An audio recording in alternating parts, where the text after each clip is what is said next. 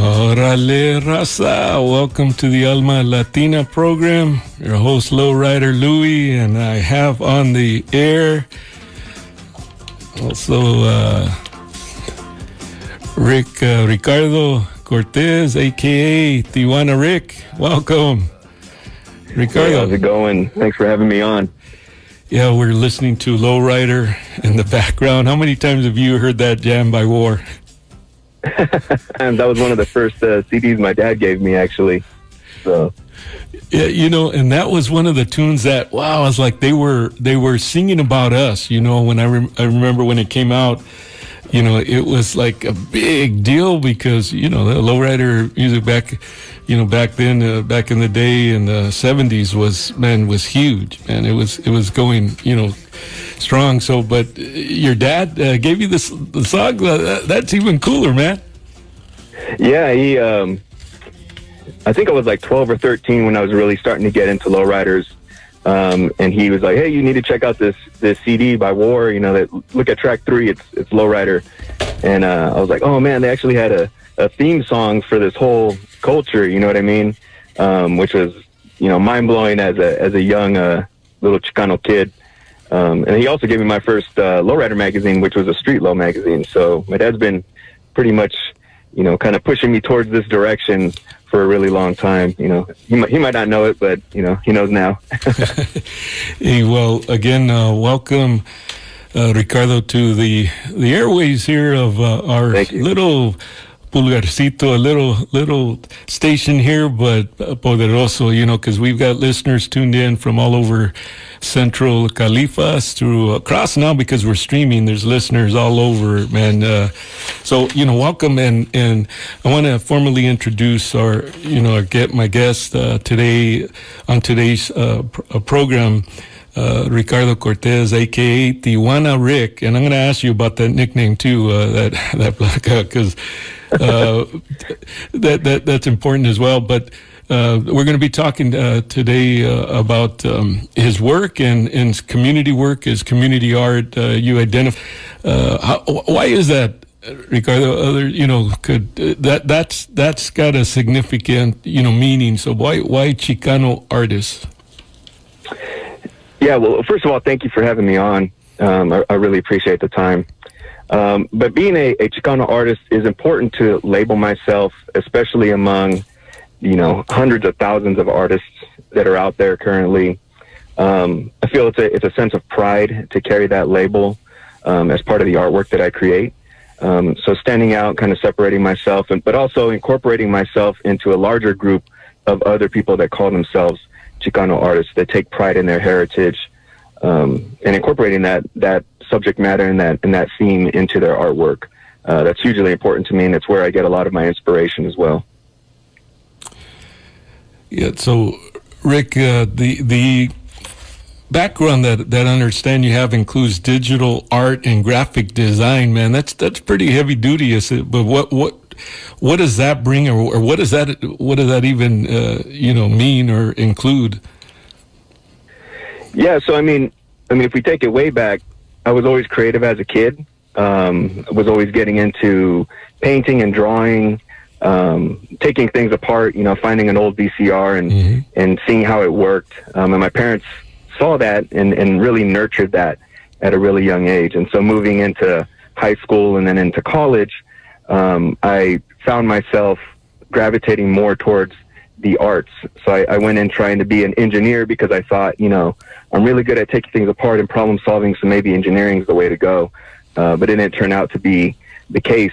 Was actually really struggling in that. So moving towards the arts was really an eye-opening experience and really changed the trajectory of my life. And so I was using new tools at that time, which was a lot of the Adobe products, Adobe Photoshop, Adobe Illustrator, and a lot of other digital tools to create videos, you know, during my college career, and was able to really love the artwork that I was able to produce in a digital form, because I wasn't really good at painting or drawing, but, you know, put a computer in front of me and I can create some really cool artwork. And then there was some really awesome commercial applications that came out of that, right? Being able to get into the graphic design industry, right now I'm the director of marketing at Miller Center for Social Entrepreneurship at Santa Clara University. And so a lot of those skills that I learned in college and in my master's degree and throughout my professional career in graphic design, I was able to apply to this new job and kind of just further my career process. But it's also been a foundational skill set as a practicing artist. So digital tools have always been in my tool set. That's pretty cool, because I know Adobe, when you said that, I only think of PDFs, but there's a lot more to it than PDF, just, regular, just piece of paper, But what tell us about what the impact has been on the Cultura has had on your art and your vision and like your dreams about where to take it.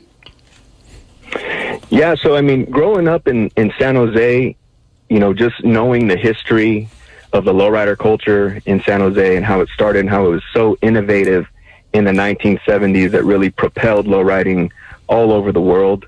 And not to mention that just the diverse amount of cultures that are out here in San Jose has really been inspirational to me as a San Josean myself. But also, the history of San Jose is also really important. My grandfather, on my dad's side, started his family here in San Jose, and they were here in the 1950s, I believe. And so hearing all of those old stories and hearing about how San Jose was in the past compared to how it is today, it's just like mind blowing how much it's changed, how much it's evolved. And I'm sure a lot of your listeners can probably agree with that they might have even seen that change themselves. So in terms of the Cultura, it's something that inspires me. San Jose has everything that I need to create the artwork that I can create to engage with other people that hopefully will take away something new when they look at the artwork that I create. Rick, it's really cool to be speaking with you about all these, areas of interest, but also, what role subcultures have in art, because I know, just as a pretty, general person that appreciates art, and understand it, but it's usually pretty mainstream or, more, I guess, expected of what people consider mainstream, whatever it is, even in our diverse community. So what role do you see yourself in lifting up subcultures or other, micro groups within the broader community, such as Lowrider? Why does that matter?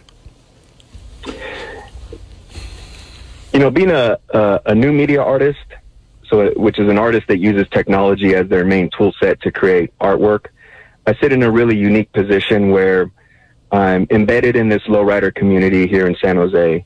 I have this background in art, and I combine that with technology. And so when all of that is remixed together, what's the new and innovative and engaging and interactive art that can be produced?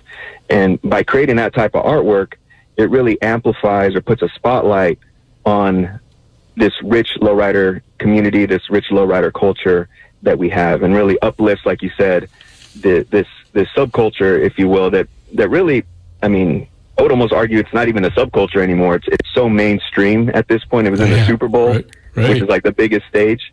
I think it's lowrider's time to be shining at this point. I think the new generation of people that are interested in lowriding are also propelling it forward, especially with social media. So I'm just doing my small part of uplifting this community, but I mean, I think it's already taken off. Yeah, no, you're right as far as going mainstream, because I just day probably a week doesn't go by where you don't see lowriders in a commercial, and so I know corporate interests are recognizing the way the importance of the subcultures, or at least the connection with the community, because that's of course they've got their agenda or interest in that. But what can you tell us about is I've also seen or heard you use on your platforms, media platforms, Chicano New Media. What can you tell our listeners? What is that? Yeah, so that's a term that I came up with when I was getting my master's in digital media at San Jose State. And like I said, new media is defined by using technology to create artwork, and it's one of the newer art forms that's out today. But I didn't really see myself fitting in the mold of the other new media artists that we were learning, because my work is heavily influenced, obviously, by my Chicano culture and my Chicano identity, my background. And so I decided to label myself or relabel myself as a Chicano new media artist. That way it kind of separates myself in terms of my work thematically, but also still, incorporates me with this larger group of new media artists. Yeah, that's pretty cool, man. And so you have some projects coming up, or you got a lot of stuff going on. Why don't we take a music break and then, come back on the other side of the tune, and then we'll talk some more, chop it up about the current projects and future projects you got, cooking. How's that sound, Rick? Sounds good. Thank you. All right, man. Okay, listeners, you're in tune to KKUP, Cupertino. I'm your host, Lowrider Louie, and this is the Alma Latina Show, interviewing Rick Cortez, and we're going to be back after this tune here, and we're going to talk some more about what he's got going on in the community. Orale. Be thankful for what you got, man. I remember listening to that and wishing I had my 64 back and all, man, just... that it was a tune that captured the moment, and all that people were going on, had going on, and, loss and everything else all wrapped up, Mm-hmm. Mm-hmm. Yeah. So the project now, you got something that's pretty unique, and I got to give you props, for taking this on, the Lowrider Art Workshop for San Jose youth, man. Tell us about that, man. What's that entail, and how you got into it, or what, all of that. Definitely. So I've been selected among 6 other artists from San Jose as part of the Creative Ambassador Program, supported by the Office of Cultural Affairs. So they gave all of us a small budget to launch community art programs. And my proposal, which was accepted and is kicking off at the end of May, is a Lowrider Art Workshop where we'll be combining themes of art, technology, and lowrider culture. And we're going to remix all that together, and we're going to create these small sound reactive lights. So if you remember, back in the 70s, there was these lights that you would put on the wall, and they would light up to the music, and they would bounce and jump and dance to the rhythms of the music. And lowriders actually have those in their cars as well, called color bars. And so they were really popular in the 60s and 70s. And so we're going to be making our own versions of that, while also introducing students to concepts of electronics, of new media, artists from diverse backgrounds that really pave the path for this type of artwork to flourish. And so all of that is free of charge for any participant that comes through the program. And you can check that out at 408art.com. And I'm really excited to launch it, man. It's like the combination of everything that I'm passionate about, and me just giving it back to the community this year. And tell us about Steam con Estilo.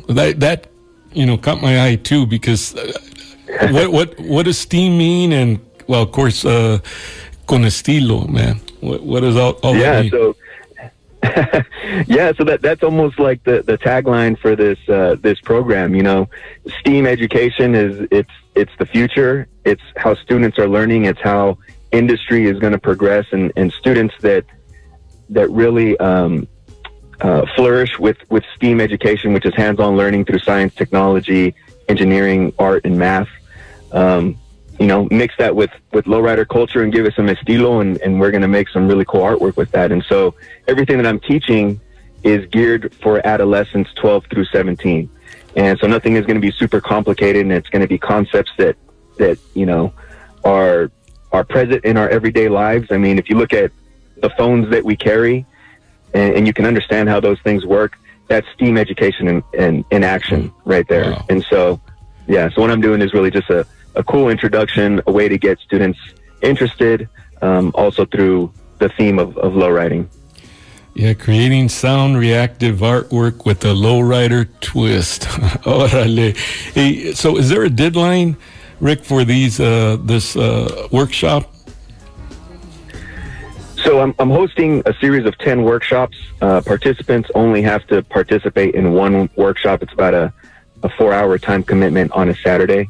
There's not really a deadline. It's pretty much first come, first serve. You sign up for whatever date you're available. They're happening all throughout summer, May through the end of September. And I think I have about 20 seats left. So if you're interested, sign your student up, sign your child up. And you can also attend as an adult with your child. So, through the end of the program, I'm hoping to engage with 100 adolescents and also 100 adults. So again, they go to register. What's the site? It's 408art.com. And actually, I would like to mention that I'm having an adult-only workshop at the Alum Rock Branch Library on June 25th. So we'll be doing the exact same project, but with adults that are interested in this kind of work.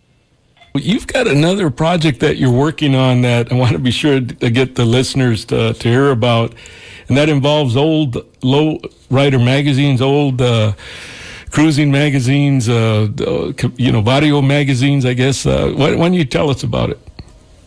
Yeah, so during the pandemic, in that time of isolation, I started to collect a bunch of lowrider magazines, Teen Angel magazines, a lot of rare magazines that actually came out of San Jose, like Lowrider News Bulletin, Lowrider Happening magazine was another one.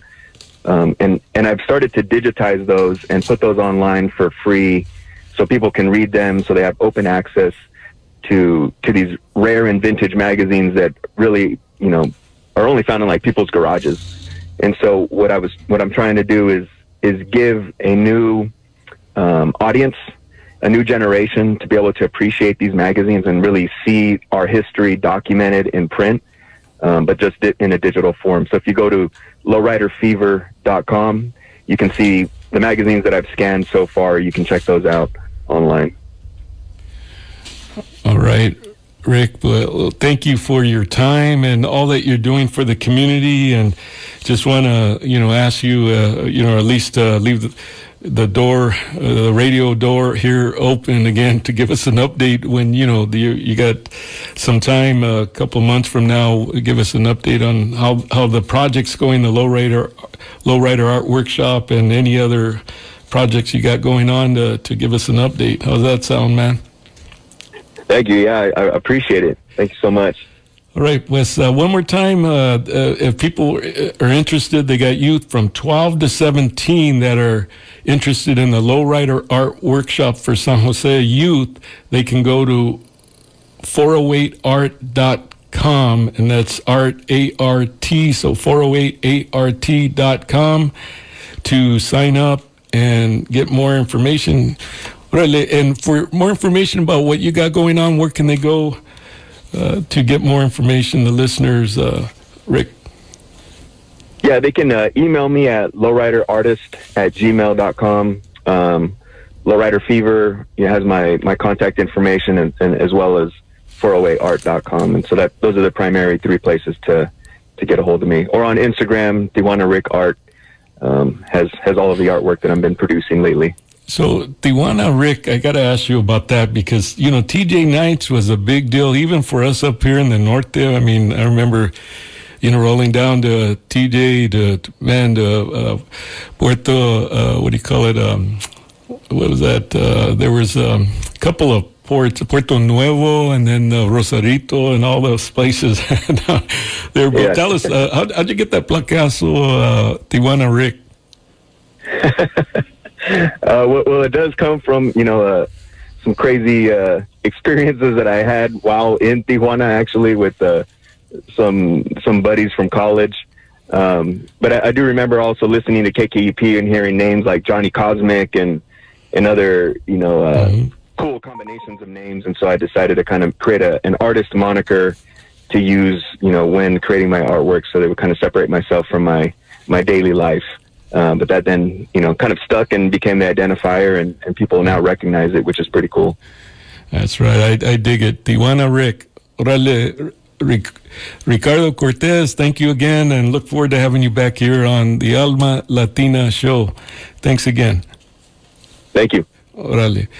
All right, gente, if you want more information, again, on the Lowrider Art Workshop, you can go for San Jose Youth, go to www.408art.com. Orale, we're going to get to the music. Got a lot of birthday shout-outs. I want to say